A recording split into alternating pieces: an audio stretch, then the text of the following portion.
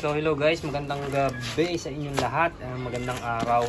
So ang topic ngayon guys natin dito sa vlog ko is ito, nakompleto na yung ating bacterial flushing na mga gamot para sa ating mga RTL. And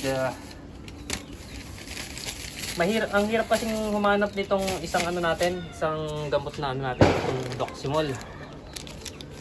So una, ito, isa sa mga bacterial flushing natin na vitamins, na medicine is itong, kung pa yata itong Doximol.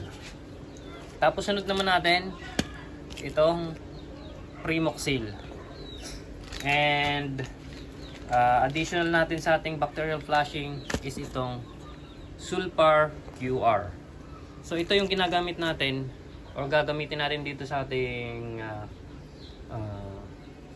manukan. Itong tatlo na to sa ating bacterial flushing.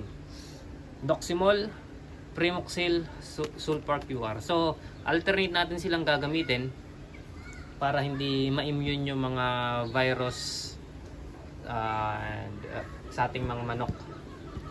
So kung lagi kasing ang ginagamit natin itong Doximol, hindi tayo nag-alternate ng use, is pwedeng ma-immune yung mga bacteria and viruses na na tatama sa ating mga manok.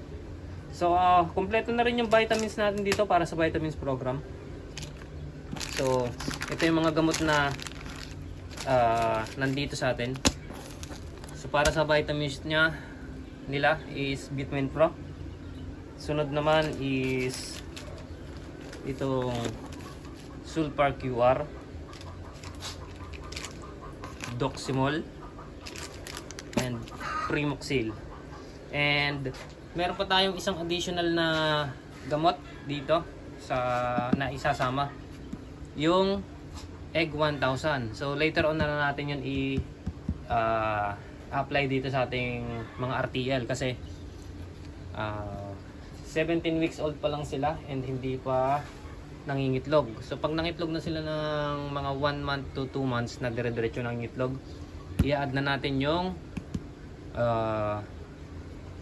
Egg 1000 para sa tuloy-tuloy na